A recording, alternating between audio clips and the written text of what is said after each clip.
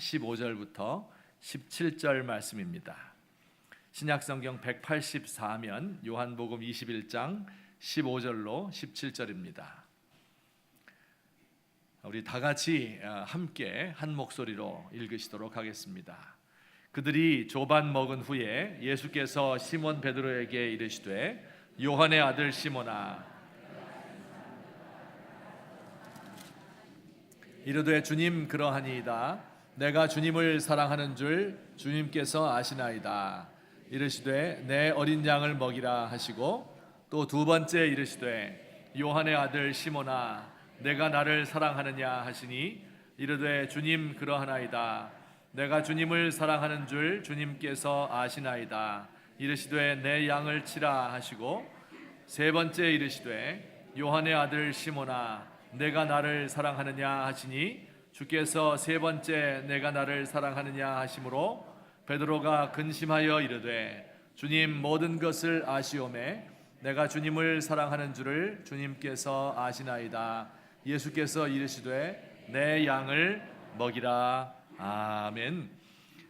우리 교회에서 목회자가 사임을 하게 되면 다른 목회자를 청빙하지요. 그때 공고를 내어서 지원자를 받습니다. 가장 표준적인 목사 청빙 공고는 이렇습니다. 1번 연령 만 40세에서 50세까지, 2번 학력 4년제 정규대학 졸업 후 본교단 신학대학원 졸업, 3번 목사 안수 후 목회 경력 5년 이상, 이렇게 신문에다가 냅니다.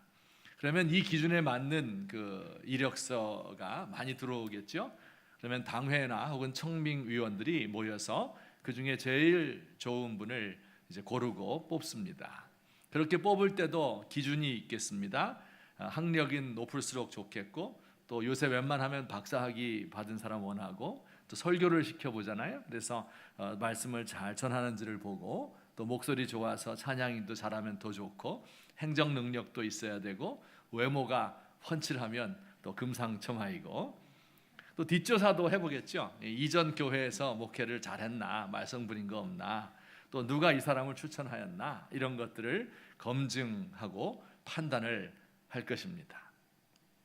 자, 그렇다면 예수님이 원하시는 목사는 어떤 사람일까요? 만일 예수님이 목사를 뽑아서 임명한다면 어떤 조건을 내걸고 거기에 부합하는 사람을 찾으실까요? 오늘 성경에 그 답이 나와 있습니다. 21장 15절 말씀인데 우리 다 같이 한번 한 목소리로 읽겠습니다. 시작.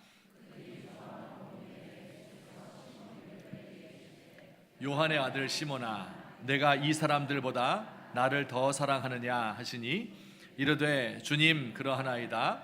내가 주님을 사랑하는 줄 주님께서 아시나이다. 이르시되 내 어린 양을 먹이라 하시고. 역시 예수님은 굵고 짧으십니다. 베드로를 이 목자로 임명하기 전에 그에게 물어본 질문이 딱 한 가지입니다. 그 물음에 통과하자 내 양을 먹이라 곧바로 임명했습니다. 그 물음이 무엇입니까? 내가 나를 사랑하느냐 하는 물음입니다.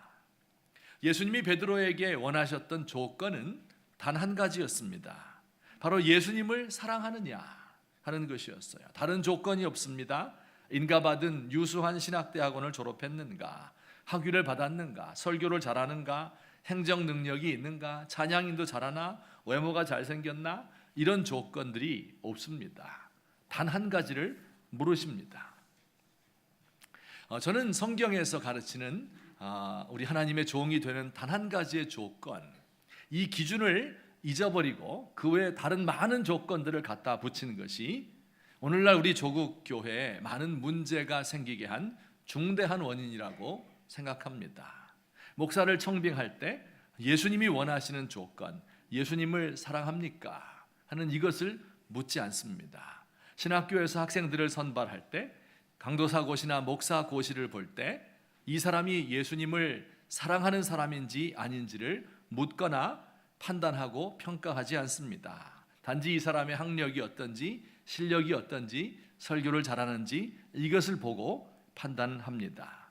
이것은 마치 결혼을 앞둔 남녀가 서로의 사랑을 확인하지 않고 결혼하는 것과 같습니다. 집안은 어떤가, 공부를 얼마나 많이 했는가, 직업은 확실한가, 이런 것들 다 체크했는데 정작 사랑하고 있는지 이것을 묻지 않는 겁니다.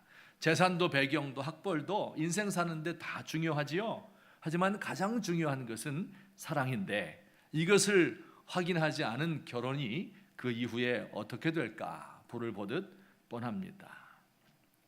오늘 이 대화의 내용은 예수님이 부활하신 후에 세 번째로 제자들에게 나타나셨을 때 오갔던 이야기의 내용입니다. 우리 지난 주일날 제가 말씀드렸는데 기억하십니까? 예수님이 갈릴리 바다에서 제자들 7명 만나서 하신 일이 두 가지 있었다 그랬죠. 그 첫 번째는 물고기를 많이 잡게 해주신 것이고 두 번째는 제자들에게 아침밥을 만들어 대접한 것이었습니다. 기억하십니까? 네. 자, 아침밥을 잡수신 후에 예수님은 제자들의 대표자 격인 베드로와 대화를 한 것입니다.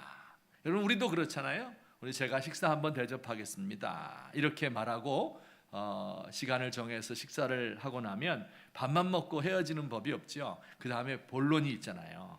지금 예수님도 식사를 마치신 후에 베드로와 진지한 대화를 하고 계신 것입니다. 그 대화의 내용을 우리 다시 한번 살펴보죠. 우리 예수님과 베드로의 대화인데 제가 예수님 하면 여러분이 예수님 목소리로 읽으시는 겁니다. 자, 예수님.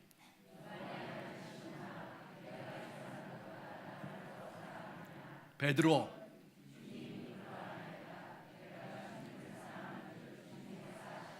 예수님. 네, 이렇게 대화가 오갔어요. 예수님이 물으시고 베드로가 대답하고 예수님이 그러면 내 양을 먹여라 이렇게 임명하셨습니다. 똑같은 물음, 똑같은 대답, 똑같은 명령을 3번에 걸쳐서 말씀하셨어요.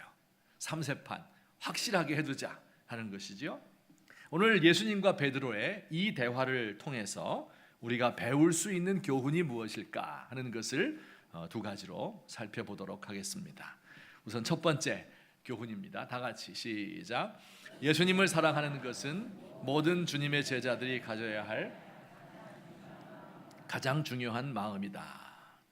예수님께서 베드로에게 예수님 사랑하는 그 고백 받기를 원한 이유가 무엇일까요? 말할 필요도 없이 주님의 제자로서 주님 따르기 위해서 가장 중요한 것이 예수님 사랑하는 것이었기 때문에 그렇습니다. 자, 여러분, 그런데 여기에 문제가 어려움이 있어요. 도대체 사랑이 뭘까요? 사랑이 어떻게 하는 게 사랑입니까? 너무 큰 개념이라서 사랑을 뭐라고 정의할 수가 없는 게 이제 문제죠. 제가 설명을 좀 드리겠습니다. 원래 사랑의 출발점은 하나님이십니다. 삼위일체 하나님 간에 서로 사랑이 있었고 하나님이 세상을 창조할 때 사랑으로 창조했습니다. 사랑의 근원이 하나님이셔요. 신적인 근원을 가지고 있습니다. 하나님은 사랑을 만드셨고 모든 사랑의 관계의 배후에는 하나님의 그림자가 어른거립니다. 이 사랑은 모든 것의 출발점이에요. 하나님이 세상을 지으실 때도 사랑하였기 때문에 지었습니다. 세상을 만드신 것은 사랑의 표현이었어요. 그래서 온 세상은 사랑으로 가득 차 있습니다. 진화론자들은 세상은 투쟁으로 가득 차 있다. 약육강식 적자생존의 세상이다 이렇게 말하는데 성경은 세상은 사랑으로 가득 차 있다. 사랑이 모든 세상을 운영하는 기본적인 동작의 방식이다 말씀합니다. 하나님이 타락한 세상을 구원하기 위해서 독생자를 보낸 이유도 다른 이유 하나도 없어요. 사랑 때문입니다. 인간들의 삶도 마찬가지입니다. 우리 모든 인간 제도의 근간이 결혼이지요. 결혼해서 모든 게 시작되지 않습니까? 그런데 그 결혼의 시작점이 어디예요? 바로 사랑입니다. 사랑은 이렇게 모든 것의 시작점이고요. 뿐만 아니라 모든 것의 최종 목적이기도 합니다. 공부하는 목적이 뭡니까? 직업을 가지는 목적이 뭡니까? 개고생하며 돈을 버는 목적이 뭡니까? 모두 사랑을 위해서 하는 겁니다. 하지만 사랑은 다른 무엇을 위해서 존재하지는 않습니다. 돈 벌기 위해 사랑하고 출세하기 위해 사랑하는 사람이 없을 거예요. 하지만 혹시 돈 벌기 위해 사랑하고 출세하기 위해 사랑하는 사람은 가장 불행한 사람일 것입니다. 출세를 위하여 사랑을 이용한 사람이 높은 지위와 명성을 얻은 후에 그 마음이 공허해지고 무의미해져서 이것을 달랠 길이 없을 것입니다. 제가 좋아하는 대중가요가 있습니다. 대중가요 좋아하면 될까요? 안 될까요? 하여튼 복음성가를 좋아해야 되는데, 눈을 뜨기 힘든 가을보다 높은 저 하늘이 기분 좋아. 나만 아는 건 아니네, 그죠? 10월의 어느 멋진 날에 살아가는 이유, 꿈을 꾸는 이유 모두가 너 때문이라는 걸. 내가 있는 세상 살아가는 동안 더 좋은 것은 없을 거야. 창밖에 앉은 바람 한 점에도 사랑은 가득한 걸. 널 만난 세상 더는 소원 없어. 바램은 죄가 될 테니까. 왠지 아멘 해야 될 것 같죠? 거의 복음성가에 가깝습니다. 이거 진짜. 그러면 사랑을 얻었기 때문에 그 마음이 만족하고 흡족한 거예요. 그래서 더 이상 바랄 게 없어요. 만약에 내가 무엇인가를 더 바란다면 그것은 죄가 될 것 같은 그런 마음마저 드는 겁니다. 사랑이 모든 것의 최종 목적이고 궁극적인 목표다 하는 것을 이 노래도 잘 가르쳐주고 있습니다. 이 사람들 간의 사랑도 그런데요, 예수님을 사랑하는 것도 마찬가지예요. 예수님 사랑하는 것은 모든 성도들과 주의 종들이 일을 시작하기 전에 가져야 하는 그 원동력, 시발점이고요, 그리고 그 모든 일을 마친 후에 도달해야 하는 최종 목적이 되는 것입니다. 사랑이 없이 주의 일을 하는 것은 공허함과 무의미함을 낳게 되고, 그리고 다른 헛된 것들을 추구하게 되죠. 이거 만족을 얻으려다가 자기와 공동체를 멸망으로 이끌게 되는 것입니다. 지식이라는 게 참 중요해요. 많이 알아야 됩니다. 하지만 사랑이 없는 지식은 어때요? 사람을 교만하게 만듭니다. 하지만 사랑이 기초가 된 지식은 성경 말씀을 더 알고자 하는 열망을 불러일으켜서 예수님에 대한 이해를 넓게 만들고 깊게 만들어줍니다. 우리가 믿고 있는 기독교의 교리가 중요하죠. 잘못하면 이단으로 넘어가잖아요. 그러나 사랑이 없는 교리는 사람들을 판단하고 이단으로 정죄할 수 있을지는 몰라도 그를 구원으로 이끌 수는 없습니다. 그러나 사랑에서 출발한 교리는 사람들을 이해하고 포용하고 연합하게 만들어줍니다. 사랑이 없는 윤리와 도덕은 사람들을 올감해서 노예로 만들고 숨쉬지 못하게 만들어요. 하지만 사랑이 가득한 윤리는 사람들을 그 굴레에서부터 해방시킵니다. 사랑이 없이 의지력이 강한 사람은 고집불통이에요. 하지만 사랑이 있는 의지력 강한 사람은 박해를 견디고 승리하게 됩니다. 사랑이 없는 의무감은 최소한의 의무만 감당하고 대가를 요구하지만, 사랑에서 우러나온 의무감은 모든 힘든 일들을 기쁨으로 감당하게 해줍니다. 사랑이 없는 신령한 은사를 받았단 말이에요. 그러면 이 사람은 필경 영적으로 교만하게 되어서 다른 사람을 컨트롤하고 불의의 이익을 취하려고 할 겁니다. 하지만 사랑 가득한 신령한 은사는 사람을 치료하고 공동체를 세웁니다.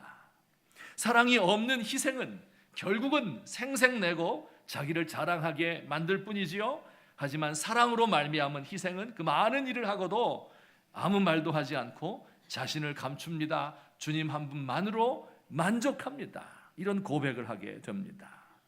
사랑이 없는 사람이 주의 일을 하다가 고난을 당하게 되면 포기하고 낙심하게 됩니다.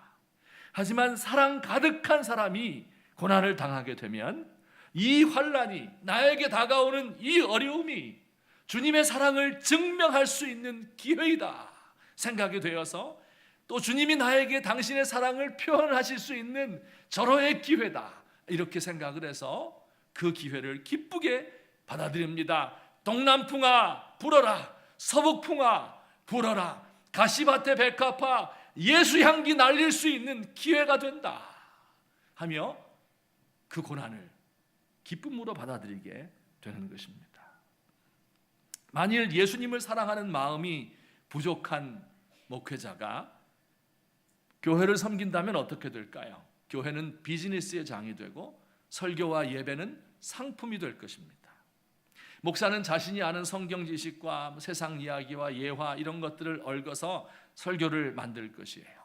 지식이 많고 말을 잘하는 목사의 설교는 좋은 강연이 될 것이고, 지식이 없고 가방끈 짧은 목사의 설교는 들어줄 수 없는 횡설수설이 될 것입니다.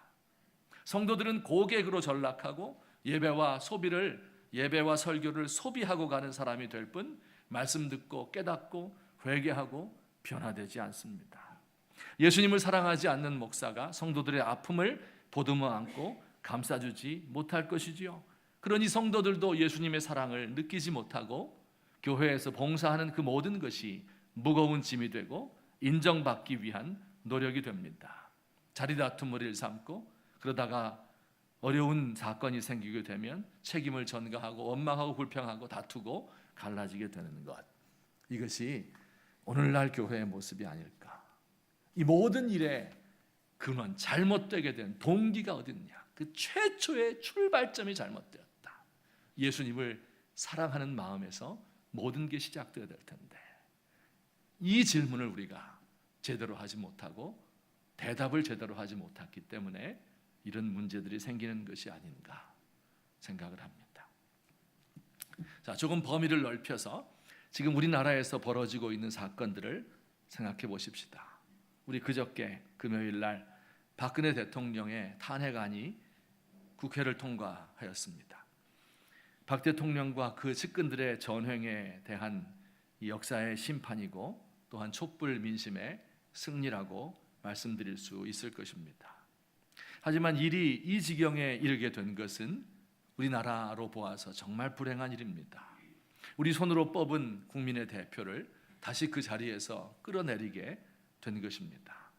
앞으로 어떤 일이 벌어질지 한치 앞을 내다볼 수가 없어서 우리는 불안합니다. 지금 우리나라는 중대한 갈림길에 놓여 있습니다. 탄핵이라는 것이 그저 국민들의 분노와 수치심에서 비롯된 이 한풀이 하는 것으로 끝이 날 수도 있어요. 그러면 아무런 유익이 없고 다시 더 큰 수렁으로, 혼란의 수렁으로 빠지게 될 겁니다. 아니면 새로운 정치 질서와 새로운 가치관을 가진 민족으로 거듭나게 될 수도 있겠지요. 가능성은 아주 낮습니다. 자, 여기서 잠시 좀 거창하지만 이 모든 문제의 본질로 돌아가 보았으면 좋겠어요. 우리나라를 지탱하고 있는 두 개의 큰 기둥을 들라 이렇게 말하면, 하나는 시장경제, 자본주의이고 또 하나는 민주주의라고 대답할 수 있을 것입니다. 아주 좋은 것이죠. 자본주의 때문에 우리가 잘 살고 편안하게 살게 되었고, 민주주의 때문에 우리가 인권을 누리고 살 수 있게 된 것입니다. 이 첫 번째 시장경제 자본주의, 이것은 1960년대 박정희 대통령의 경제개발계획으로부터 시작되어서는 50년 세월이 흘렀습니다. 그리고 민주주의는 1987년 6월 달에 항쟁으로 완성된 것이 민주주의입니다. 그런데 이 시장경제와 민주주의의 맨 처음 시작점은요, 우리나라가 아니었어요. 이건 서양에서부터 들어온 겁니다. 그렇죠? 근데 서양에서의 이 자본주의와 민주주의의 뿌리에는 기독교 정신이 자리 잡고 있습니다. 이 두 가지 좋은 가치관은, 이 두 가지 좋은 제도는 모두 기독교에서부터 출발한 거예요. 자본주의 시장경제의 출발은 청교도입니다. 청교도의 근면함과 성실함과 금욕, 이런 것들이 합쳐져서 열심히 일하고 부여하게 되었습니다. 그들의 모든 소유의 재물의 소유자는 하나님이고 우리는 청지기요 집사에 불과하다고 생각하는 청지기 정신에서부터 자본주의가 시작되었어요. 또 민주주의는 이 칼빈주의에서 시작된 건데요, 인간의 본성을 좋게 보는 게 아니에요. 인간은 악하고 연약한 존재이다. 그래서 어떤 한 사람에게 권력을 주면 안 되기 때문에 권력을 분배했습니다. 서로 견제하는 삼권 분립이 여기서 생긴 겁니다. 모든 권리는 하나님에게서부터 왔기 때문에 그 위임을 받은 그 사람은, 권력자는 권력을 가지고 사람들을 마음대로 다스리는 것이 아니라 종복에 불과하다. 그래서 영어에서 장관들을 가리켜서 미니스터다, 이것은 종이다, 심부름꾼이다, 글자 그대로 그런 뜻입니다. 목사도 미니스터라고 말하지요. 자, 그런데 문제는 이 기독교적인 정신이 빠진 시장경제와 민주주의를 하려는 데서 문제가 발생한 겁니다. 기독교 정신이 빠져버린 자본주의는 인간의 탐욕을 정당화하는 무조건적인 방임이 됩니다. 이 기독교적인 인간관이 빠진 민주주의는 개인의 자유를 막 보장을 하는데, 그래서 결국은 이미지 정치와 권력 지상주의로 나가게 되어 있습니다. 자, 여러분, 이 사람의 탐욕과 이미지 정치, 이것이 합쳐진 것이 바로 오늘날 우리의 문제의 핵심입니다. 자본주의와 이 민주주의는 기독교라는 뿌리에서부터 난 열매인데, 그 열매가 너무 풍성히 맺다 보니까 뿌리를 잘라버린 거예요. 그러니 이제는 다 말라 비틀어진 열매를 거둘 수밖에 없는 것, 이것이 오늘 우리 세상의 문제의 본질인 것입니다.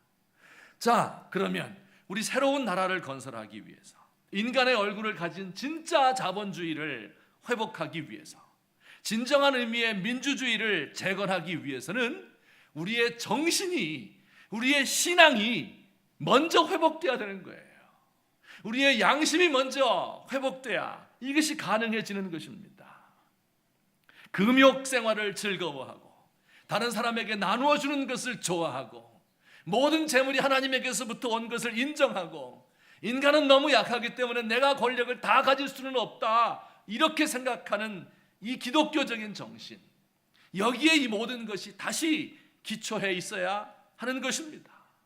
문제는 경제야 이 바보야 라고 외치는 사람들에게 문제는 경제가 아니야 이 바보야, 이렇게 말하게 될 때, 우리의 모든 정신을 하늘나라에 집중하고 예수님 사랑에 집중하게 될 때 비로소 경제가 안정되는 거예요. 모든 사람이 잘 사는데 집착을 하게 되면 그것이 투쟁의 사회로 변할 수밖에 없는 것이죠.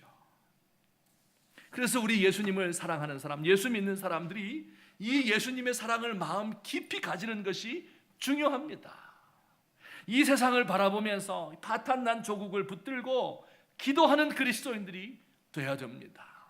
조국을 사랑하는 마음을 가지고, 예수님의 마음을 가지고 매일 새벽마다 저녁마다 기도하는 그 기도의 소리가 나라를 살리는 것입니다.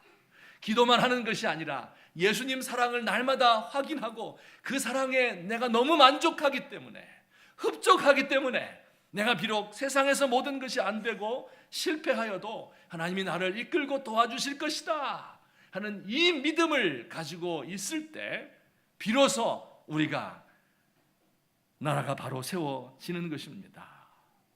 사회가 어지러워지면 중산층 이상 되는 사람들은 그런 대로 잘 살 수 있지만, 가난하고 어려운 사람들이 더욱 살기 어려워지잖아요. 이들을 생각하고 불쌍히 여기며 내 주변에 있는 가난한 사람들 한두 사람을 먼저 돌보아야 되는 것입니다. 이런 마음을 가진 우리 사랑하는 성도들, 이 시대의 아픔을 바라보면서 그 모든 해결책은 예수님을 사랑하는 마음에 있다. 그 안에서 만족을 얻게 될 때, 이 세상의 모든 것들을 배설물처럼 여기게 될 때, 그때 비로소 우리 민족이 살 길이 열린다. 믿지 않는 사람에게 이것을 기대할 수 없습니다. 하지만 우리 예수 믿는 사람들이 이 마음을 가지게 될 때 늘 주님의 사랑 안에서 만족하고, 그리고 우리 조국을 생각하며 기도하게 될 때 문제의 해결의 출발점이 있다 하는 것을 꼭 기억하시는 저와 여러분 되시기를 예수님의 이름으로 축원합니다. 자, 그런데 한 가지 우리가 또 생각해 봐야 될 거예요. 주님을 사랑하는 사람들에게 주의 일 맡긴다고 말씀했죠. 또 주님을 진정으로 따르는 제자들은 매일 주님과 사랑을 나누고 또 주 사랑하는 마음으로 봉사해야 된다. 이렇게 제가 말씀드렸습니다. 자, 그런데 이제 문제는요, 이거예요. 사랑한다고 하기는 하는데 그게 진짜 사랑인지 이걸 어떻게 알 수 있느냐 하는 거예요. 사랑이 보이지 않잖아요. 우리 마음, 영혼 깊숙한 곳에 숨겨져 있어서 보이지 않는 겁니다. 그러니 어떤 사람은 사랑하지 않으면서 억지로 사랑하는 척 꾸며도 이걸 잘 모르는 거예요. 이게 문제인 거죠.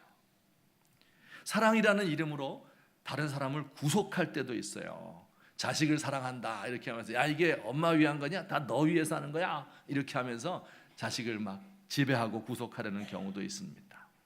이 진정한 사랑이 아니라 뒤틀린 병적인 집착을 사랑으로 착각하는 때도 있어요. 여러분, 의처증 걸린 사람, 의부증 걸린 사람 혹시 보셨습니까? 이 사람들 사랑이요, 하늘을 치솟아 오릅니다. 그렇게 더 사랑할 수 없어요. 정말 사랑하는 것 같아요. 그런데 이것은 진정한 사랑이 아니지요. 정치인들 가운데서 나는 나라를 사랑하는 애국심 하나 가지고 지금까지 정치를 해왔습니다, 이렇게 말하지만 사실은 자신의 정치적인 야욕을 위해서 일하는 사람이 많습니다. 다른 사람을 속이는 것까진 괜찮아요. 근데 문제는 자기도 속는 겁니다. 남도 속이고 자기도 속는 이 어리석음이 우리의 뼛속 깊이, 우리 영혼 깊이 새겨져 있습니다. 정말 제가 늘 생각해요. 정말 내가 사람을 사랑하는 것 맞는가? 정말 나에게 예수님을 사랑하고 인간을 사랑할 수 있는 능력이 있기는 한 것인가 하는 질문을 매일매일 합니다. 오늘 성경 말씀이 이 문제에 대한 대답을 또한 주고 있습니다. 정말 성경이 놀라운 책이에요. 어떻게 이렇게 인간을 잘 분석하는지 모릅니다. 자, 우리 두 번째 교훈입니다. 우리 다 같이 한번 읽어보도록 하겠습니다. 시작.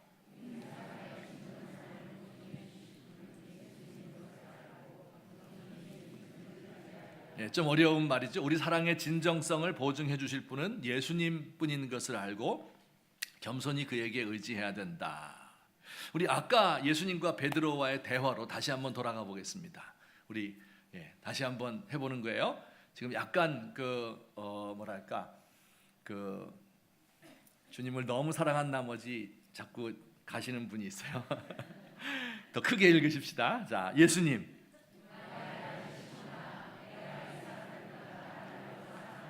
베드로.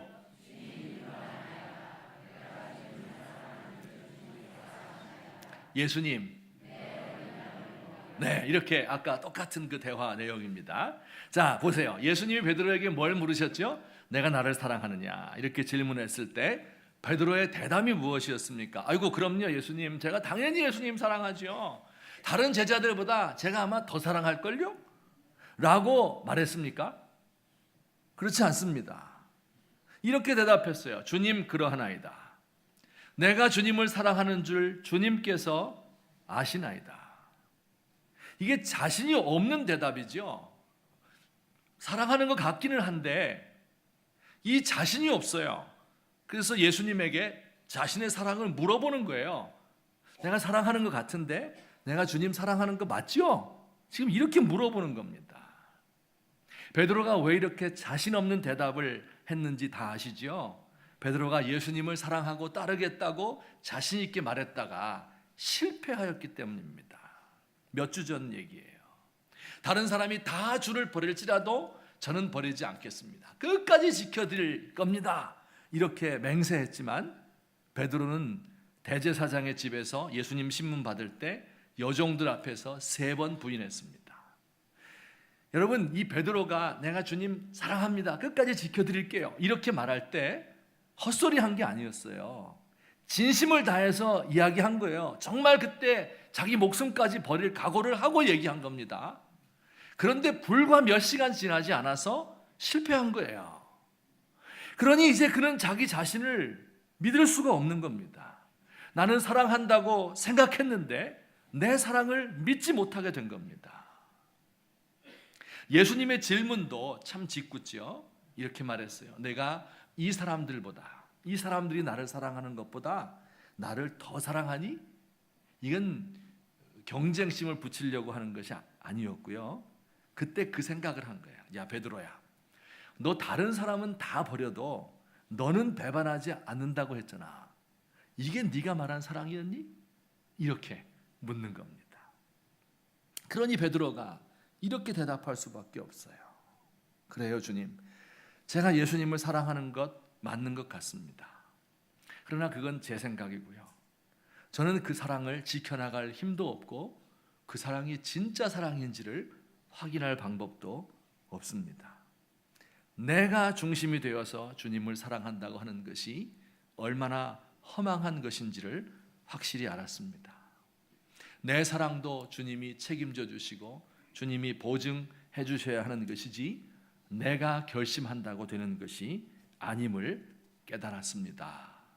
이렇게 고백하는 것이 베드로의 대답입니다. 우리 생각할 때, 야, 베드로 참 너 실패했구나. 그래서 이런 식으로밖에 대답 못하는구나. 이렇게 하며 한심한 생각이 들지요. 이렇게 머뭇거리고 우유부단하고 자신이 없는 이 베드로가 불쌍히 여겨지지요. 여러분, 우리가 꼭 아셔야 되는 성경의 진리예요. 이게 이 대답이야말로 인간이 할 수 있는 가장 위대한 사랑의 고백입니다. 이게 진짜 사랑이에요. 진정으로 사랑하는 사람은 내가 사랑한다고 떳떳하게 담대하게 말하지 않습니다. 자기의 사랑을 의심하고 머뭇거리는 것, 이것이 진짜 사랑하는 사람들의 특징입니다. 제가 예를 들어 드릴게요. 옛날 제가 한번 이야기한 적이 있었는데, 옛날 조선시대 때 이 어느 마을에 사또가 부임을 하면요, 맨 먼저 하는 일이 있습니다. 그 마을에 사는 부자들을 다 잡아다가 족치는 거예요. 무조건 때리는 거예요. 네 죄를 네가 알렸다. 때리는 거예요. 한참 맞다가 물어봐요. 하고 이유나 알고 맞읍시다. 내가 도대체 무슨 죄를 졌습니까? 물어보면 사또의 대답이 정해져 있어요. 무슨 죄예요? 너는 불효자다. 이렇게 이야기를 해요. 그러면 그걸로 끝난 거예요. 이 사람 맞을 수밖에 없어요. 왜 그렇죠? 그 불려온 사람 중에는 불효자도 있고 효자도 있을 거예요. 근데 불효자는 불효자니까 맞아야죠. 그런데 효자들은요, 그들도 맞아요. 왜냐하면 효자들은 결코 자신을 효자라고 생각하지 않기 때문에 그렇습니다. 이해되십니까? 항상 자기를 불효하다고 생각하고 있어요. 물론 자기를 불효자라고 생각하는 모든 사람이 효자는 아니에요. 하지만 효자는 항상 자신을 불효자로 생각합니다.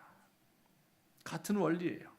자식을 정말 사랑하는 부모는 결코 자식에게 충분히 사랑했다고 생각하지 않습니다. 파출부하고 투잡 뛰고 이렇게 하면서 과외 공부 시켜준 자식에게 내가 너를 너무 부족하게 키웠다, 미안하다, 이렇게 말하는 게 자식을 사랑하는 부모예요. 모든 열녀들은 자신을 열녀라고 생각하지 않습니다. 남편의 사랑받은 것이 고마워서 이것을 마음 깊이 간직하고, 그리고 자신의 사랑이 남편의 사랑에 미치지 못한다고 생각하는 것이 진짜 열녀입니다. 우리 남편들 가운데 친구들과 대화하면서 내가 얼마나 아내를 사랑하는지 집에서 설거지도 하고 쓰레기도 버리고 청소 다 해주는 것처럼 말하는 남편들이 있죠. 그 애처가처럼 보입니까? 다시 가서 조사해 봐야 돼요. 안 그럴 겁니다. 진짜 애국자는요, 내가 나라를 가장 사랑하는 사람이다, 이렇게 말할 수 없습니다. 국민을 위한다고 잘 말할 수가 없어요. 최선을 다하고 1분 1초를 아껴서 모든 국민을 위해서 헌신하고 최선의 노력을 다하고서도 그래도 힘들게 사는 국민들이 있잖아요. 불행을 당한 사람, 해고당한 사람, 가난하고 고통받는 서민들이 있잖아요. 그들을 생각하면서 미안하고 부끄러운 마음을 갖는 사람, 이 사람이 진짜 애국자입니다. 예수님에 대한 사랑도 마찬가지입니다. 우리가 어떻게 담대하게 내가 예수님 제일 사랑합니다, 어떻게 이렇게 말할 수 있겠습니까? 이것은 자신을 모르기 때문입니다. 진짜 사랑이 아닐 가능성이 많이 있습니다. 베드로의 고백, 주여 주께서 내 모든 것을 아시오니 내가 주를 사랑하는 줄 주께서 아시나이다. 이렇게 겸비하게 고백하는 것이 진정한 사랑임을 믿으시기를 주의 이름으로 축원합니다. 우리 사랑하는 귀한 성도님들, 예수님의 사랑을 가장 고귀한 가치로 여기시고 날마다 새벽마다 이것을 마음에 간직하고 그리고 예수님께 고백하십시다.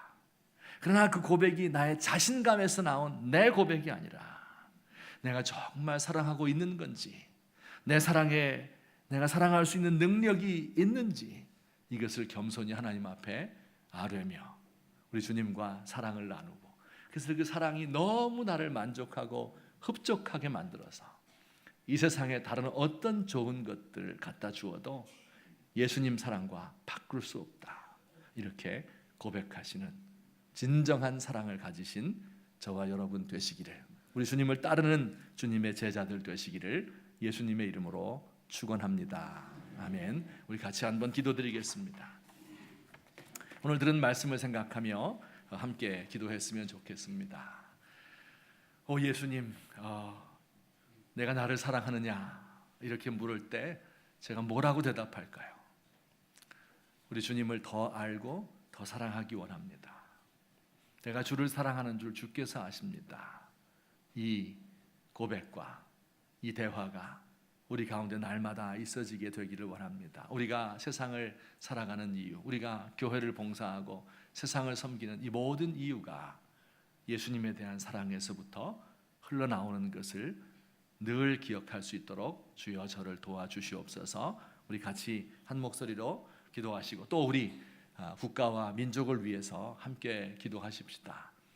우리 그리스도인들이 먼저 하나님 앞에 기도하고 먼저 내 마음을 바꾸고 그리고 이웃들을 생각할 수 있는 우리가 되도록, 예수님의 사랑 하나로 만족할 수 있는 제가 되도록 도와주십시오. 이 모든 민족의 고난의 원인은 저입니다. 이렇게 고백하며 하나님 앞에 회개로 나아가시는 시간 되었으면 좋겠습니다. 함께 기도하겠습니다.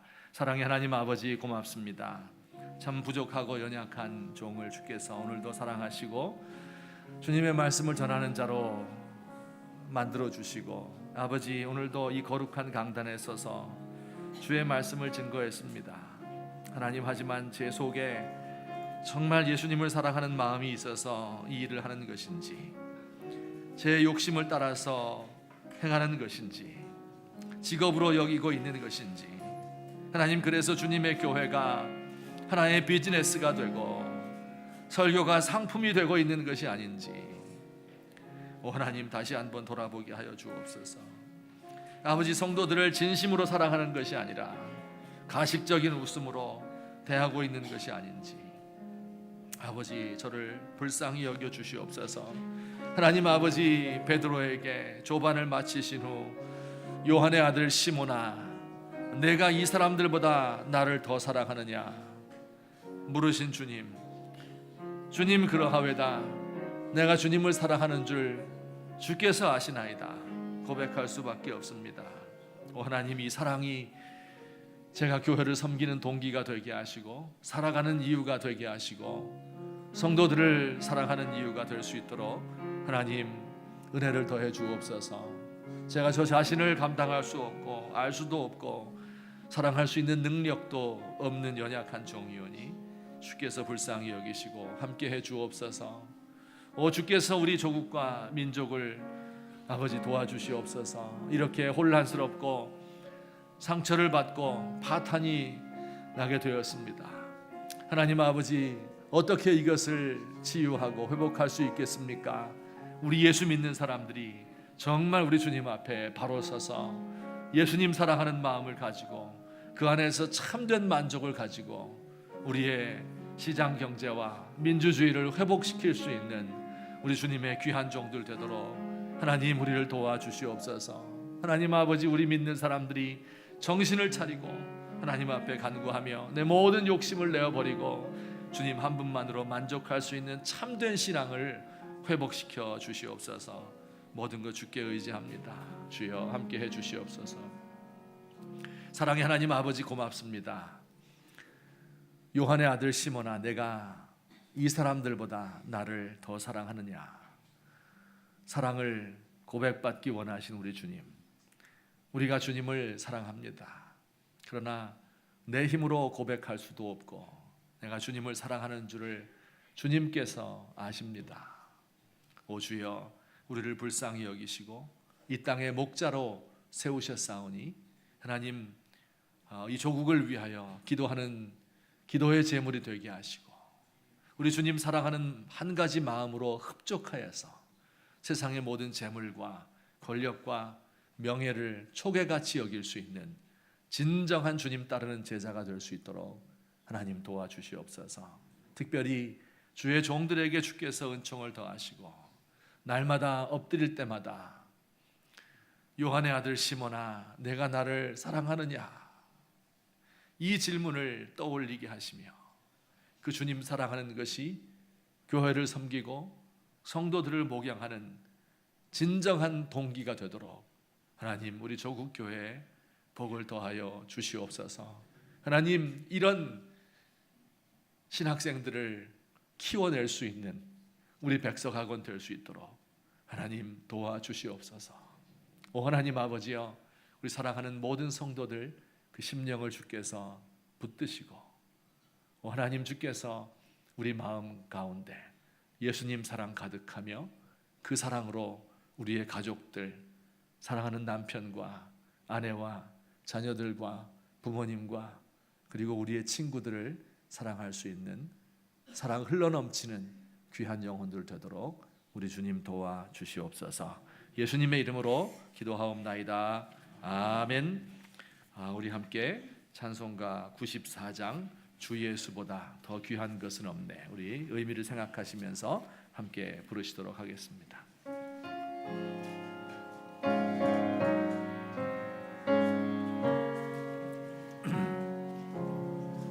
주 예수보다 더 귀한 것은 없네. 이 세상 부귀와 바꿀 수 없네.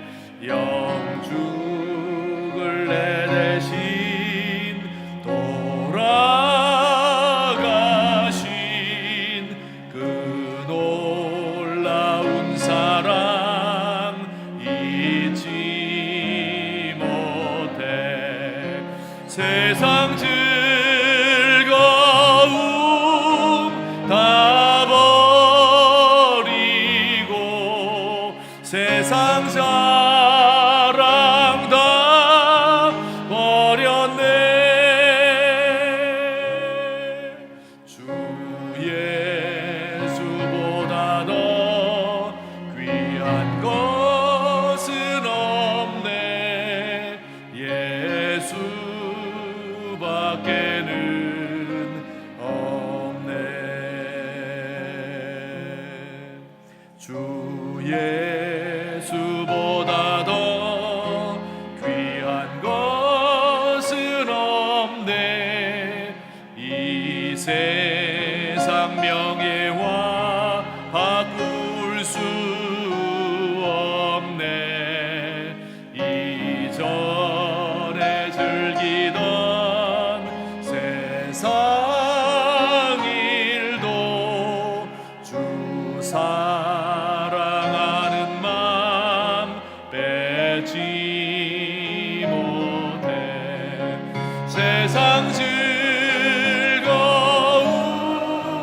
다 버리고 세상 자랑 다 버렸네.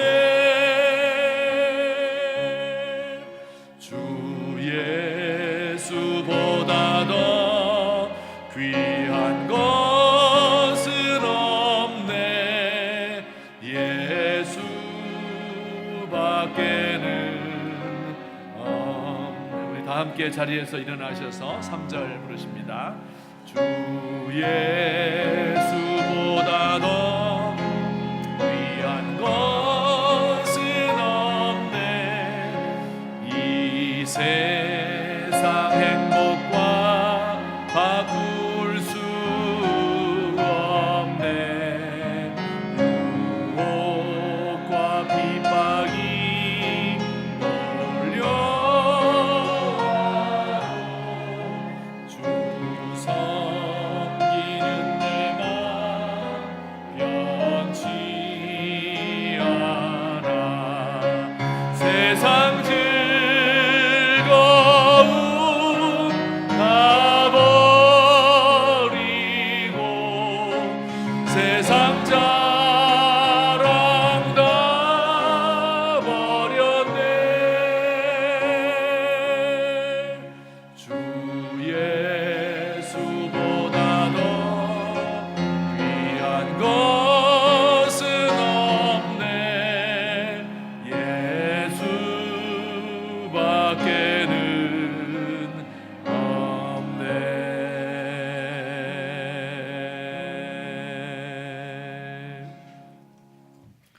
사랑의 주님, 오늘도 주님의 택한 백성들이 변함없이 주님을 사랑하는 마음으로 주 앞에 나와 경배하며 또한 예물을 바쳤습니다.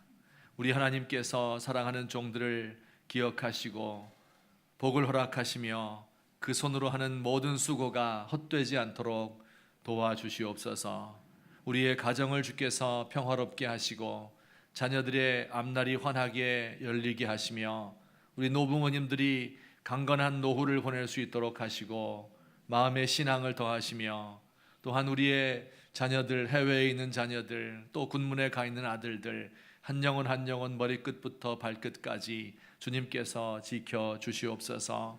하나님, 세상에 많은 무거운 짐을 짊어지고 가고 지치고 쓰러지고 힘든 영혼들이 있사오면 예수님의 사랑을 기억하며 세미한 음성을 듣고 힘을 얻고 용기를 얻고 재기할 수 있는 은혜를 허락해 주옵소서. 우리 가운데 육신의 질병으로 고통을 당하고 수술을 앞두고 있고 수술을 마친 후에 또 사랑하는 가족들을 먼저 우리 하나님 앞에 보내고 괴로워하며 하늘의 위로를 기다리는 분들도 있습니다.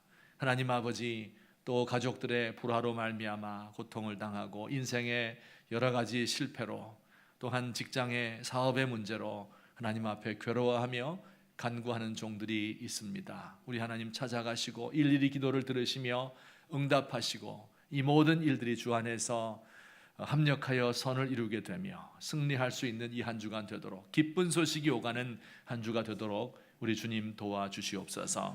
하나님이 혼란에 빠진 이 조국과 민족을 불쌍히 여기시옵시고 우리의 살 길은 우리 주님밖에 없는 것을 알게 하시고 우리 모든 민족이 주님 앞으로 돌아올 수 있도록 간구하며 우리 믿는 사람들이 모범을 보이며 예수님이 이렇게 좋은 분인 것을 내 몸으로 내 삶으로 표현할 수 있도록 우리 하나님 우리에게 은혜를 더하여 주시옵소서. 이제는 우리 구주 예수 그리스도의 은혜와 하나님 아버지의 사랑과 성령님의 교통하심이 오늘 주 앞에 나와 경배 찬양하며 우리 주님 사랑합니다, 내가 주를 사랑하는 줄 주께서 아십니다 고백하는 주의 사랑하는 모든 백성들 머리 위에, 또 우리 교회에 속한 모든 권속들과 우리 백석학원과 총회 위에 참 신음하며 도탄에 빠진 이 나라와 민족들 위에 이제부터 영원토록 함께 계실지어다. 아멘.